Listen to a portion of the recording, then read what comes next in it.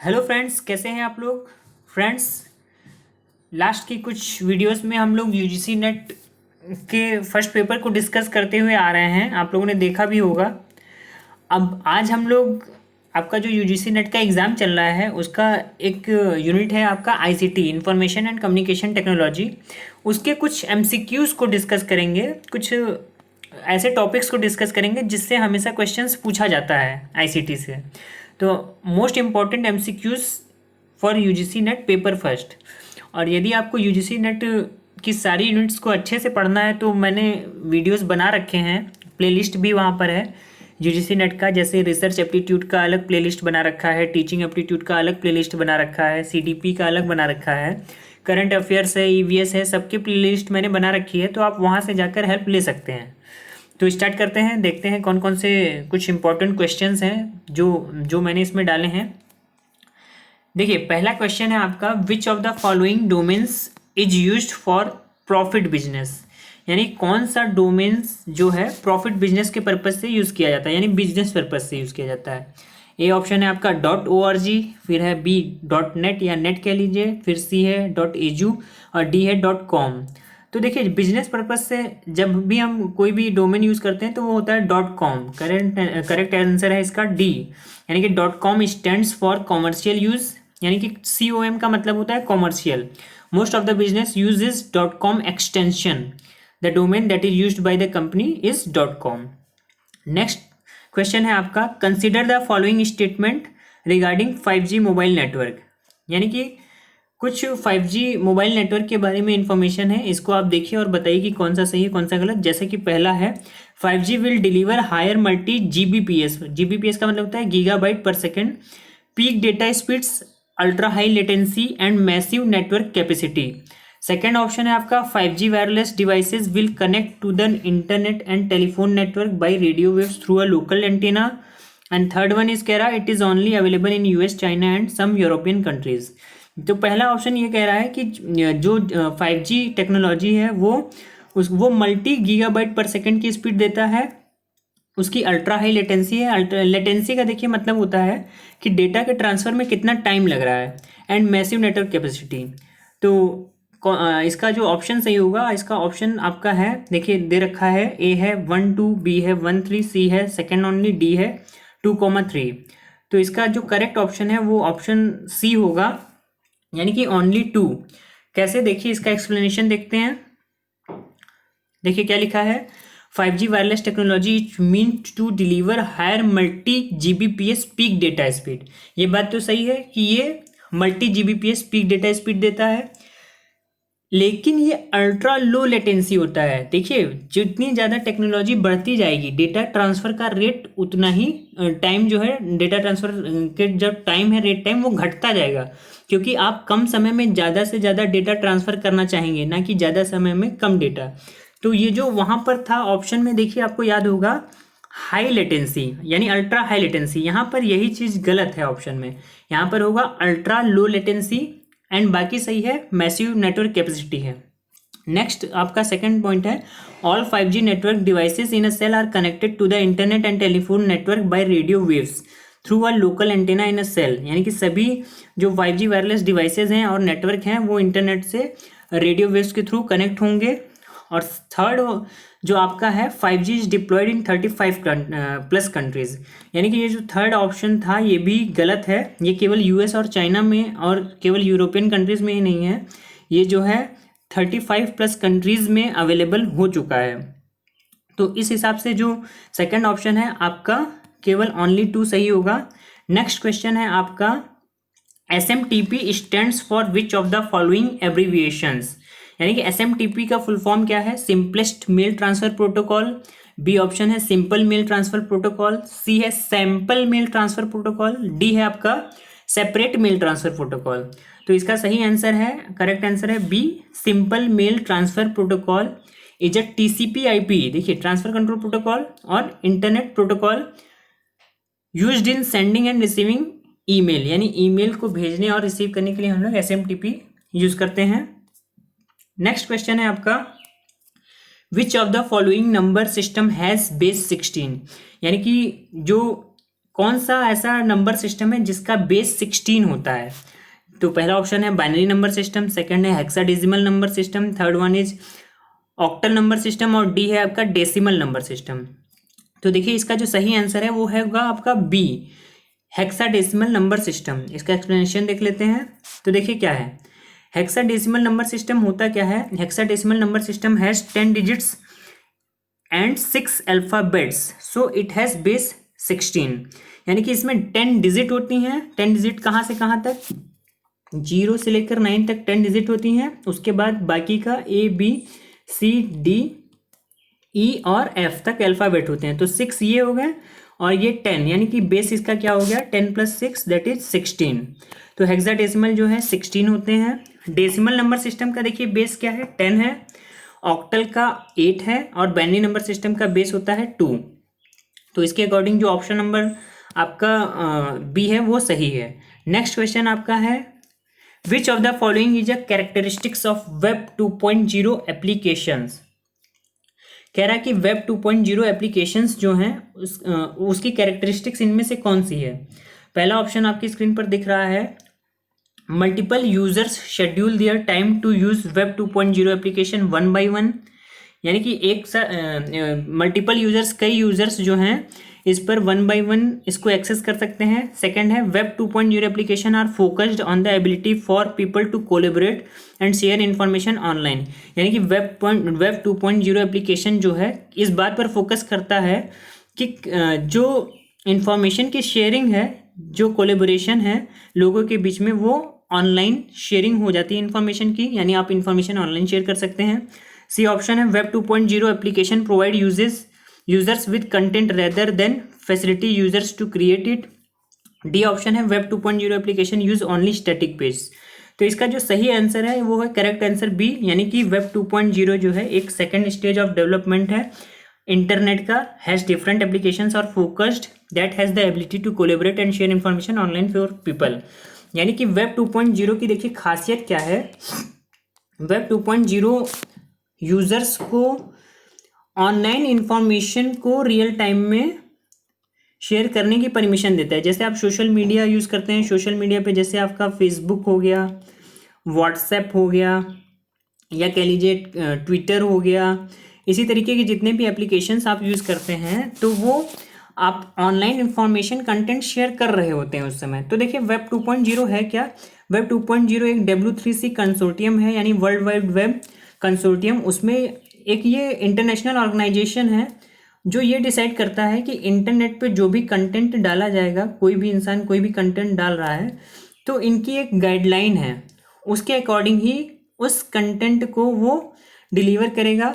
तो वेब 2.0 कहता क्या है कि वेब 2.0 ये कहता है कि यूनिवर्सल एक्सेस प्रिंसिपल पर बेस्ड है, यानी कि इंटरनेट पर केवल वही कंटेंट डाले जाएं जो कि एक्सेसिबल फॉर ऑल, यानी कि सभी लोग उसे आसानी से एक्सेस कर पाएँ, चाहे वो कोई इमेज हो, एक्सेसिबल फॉर ऑल, चाहे वो कोई इमेज हो या फिर कोई टेक्स्ट हो या फिर कोई वीडियो हो या फिर कोई ऑडियो फॉर्मेट हो, मतलब कोई भी फाइल हो, कोई भी मटेरियल हो, कोई भी कंटेंट हो, उसे प्रत्येक इंसान आसानी से यूज़र फ्रेंडली यूज़ कर सके। इसके लिए वेब 2.0 ने गाइडलाइंस बना रखी हैं। नेक्स्ट क्वेश्चन आपका देखिए है what is the name for a web page address. तो जब वेब पेज एड्रेस यानी गूगल आप कोई भी ब्राउज़र खोलते हैं तो उसका नेम क्या है जो वेब पेज एड्रेस है? तो डोमेन डायरेक्टरी प्रोटोकॉल URL। तो इसका सही आंसर है URL का फुल फॉर्म होता है यूनिफॉर्म रिसोर्स लोकेटर। देखिए आप कभी भी ब्राउज़र खोलिए तो उसमें लिखा रहता है http/URL इस टाइप का, तो आप अभी फिर से खुद से ट्राई करेंगे तो समझ में आ जाएगा। नेक्स्ट क्वेश्चन आपका है, देखिए ये दे रखा है मालवेयर, इधर एग्जाम्पल दे रखा है आपका राइट हैंड साइड पे। मालवेयर कुछ हैं, बग हैं, वॉर्म हैं, वायरस हैं, रैंसमवेयर हैं, और एग्जाम्पल्स हैं storm, code red, WannaCry, Y2K। तो देखिए मालवेयर क्या होते हैं? वो अनवांटेड जो है अनवांटेड मटेरियल्स होते हैं आपके कंप्यूटर से रिलेटेड, जो कि आपको कंप्यूटर को, लैपटॉप को हानि पहुंचाते हैं, नुकसान पहुंचाते हैं। तो उन्हीं के नाम को पहचानना है कि कौन किसका एग्जाम्पल है। तो इसका जो मैचिंग है, देखिए ऑप्शन सामने आपके नीचे दे रखा है, तो इसका जो करेक्ट आंसर होगा वो है, करेक्ट आंसर है आपका डी, डी का मतलब बग, A4 यानी कि Y2 के, B1 यानी बी वॉर्म जो है स्टॉर्म से रिलेटेड है, सी जो है C2 ये कोड रेड से रिलेटेड है, और रैंसमवेयर जो है D3 यानी कि ये आपका वानाक्राई से रिलेटेड है। तो इसके बारे में थोड़ा सा डिटेल देख लेते हैं। जैसे Y2K बग, देखिए Y2K बग जो है आपका ऑल्सो कॉल्ड ईयर 2000 बग और मिलेनियम बग। Y2K को हम मिलेनियम बग भी कहते हैं, 2000 बग भी कहते हैं। A problem in the coding of computerise system that was projected to create havoc in computers and computer networks around the world at the beginning of the year 2000। देखिए 2000 में इसे बनाया गया था, इसलिए इसको 2000 Y2K बग या ईयर 2000 बग कहा गया। कोडरेड क्या है, देखिए Code Red is a computer virus originated in Microsoft operating system in 2001। Code Red क्या है, एक कंप्यूटर वायरस है जो कि 2001 में जनरेट हुआ था। थर्ड वन है आपका, देखिए the storm worm is a backdoor Trojan horse that effects computers using Microsoft operating system discovered in 2007। ये स्टॉर्म वॉर्म जो आया था 2007 में आया था। वानाक्राई क्या है आपका, WannaCry is the most widely known ransomware variant across the globe. The WannaCry ransomware has infected nearly 1,25,000 organisation in over 150 countries. WannaCry बहुत रैंसमवेयर है और ये क्या है 1,25,000 ऑर्गेनाइजेशन को इसने नुकसान पहुंचा चुका है 150 से ज़्यादा कंट्रीज में। नेक्स्ट क्वेश्चन आपका है, UNIVAC is the example for which generation of computer. तो यूनिवैक जो है आपका फर्स्ट जनरेशन है, सेकेंड है, थर्ड है, फोर्थ है। तो इसका सही आंसर है, करेक्ट आंसर है आपका आंसर ए। जो यूनिवैक और इनियैक है, देखिए इसका एक्सप्लेनेशन है। इनियैक और यूनिवैक फर्स्ट जनरेशन से रिलेटेड है। इसके अलावा कुछ और इन्फॉर्मेशन आप देख लीजिए। जो IBM 400 IBM 1600 है वो सेकंड जनरेशन कंप्यूटर है। यूनिवैक 9000 जो है थर्ड जनरेशन है। पर्सनल कंप्यूटर्स जो है फोर्थ जनरेशन में आ गए, और laptop artificial intelligence based gadgets जितने भी हैं वो फिफ्थ जनरेशन में चल रहे हैं, जो कि अभी भी चल रहा है। तो ये आपका इसका एक्सप्लेनेशन था। नेक्स्ट क्वेश्चन आपका है, देखिए असर्शन और रीजन दे रखा है, इसको ध्यान से देखिएगा क्योंकि इसमें बहुत कंफ्यूजन होती है बच्चों को। पहला दे रखा है असर्शन या कथन दे रखा है, Bluetooth is a wireless personal area network technology and used for exchanging data over smaller distance. यानी कि ये कह रहा है कि ब्लूटूथ एक वायरलेस पर्सनल एरिया नेटवर्क है जो कि डेटा को स्मॉलर छोटे से दूरी में एक्सचेंज करने की परमिशन करता है। इसके पीछे कारण क्या है, रीज़न दे रखा है, maximum device that can be connected at the same time are 7 and it ranges up to 30 metres. अब कारण ये कह रहा है कि ब्लूटूथ में एक साथ ज़्यादा से ज़्यादा 7 डिवाइसेस को ही कनेक्ट कर सकते हैं और इसकी जो रेंज होती है 30 मीटर होती है। तो देखिए इसका जो असर्शन है, अब इसके ऑप्शन पहले देख लीजिए। ऑप्शन है both A and R true, यानी असर्शन और रीज़न दोनों सही हैं, पर R is the correct explanation of A. यानी कि ये कह रहा है कि दोनों ऑप्शन सही हैं और जो रीज़न है वो असर्शन को एक्सप्लेन कर रहा है। बी ऑप्शन है कि दोनों सही हैं बट जो रीज़न है वो सही नहीं एक्सप्लेन नहीं कर रहा है असर्शन को। सी है ए सही है बट आर फॉल्स है। डी है ए फॉल्स है बट आर ट्रू है। तो इसका देखिए जो सही आंसर होगा वो आंसर सी होगा, करेक्ट आंसर, यानी कि A is true but R is false. कैसे, देखिए ये बात तो सही है कि ब्लूटूथ जो है वो आपका स्मॉल डिस्टेंस के लिए यूज़ होता है और ये एक वायरलेस पर्सनल एरिया नेटवर्क है, लेकिन ये जो इसका कैरेक्टरिस्टिक्स दे रखा है कि ये इसकी जो रेंज 30 मीटर दे रखी है बिल्कुल गलत है। ब्लूटूथ देखिए क्या लिखा है आपके सामने, Bluetooth is a type of radio wave information transmission system that has a range of about 10 metres और अप्रॉक्सीमेटली 30 to 32 फीट।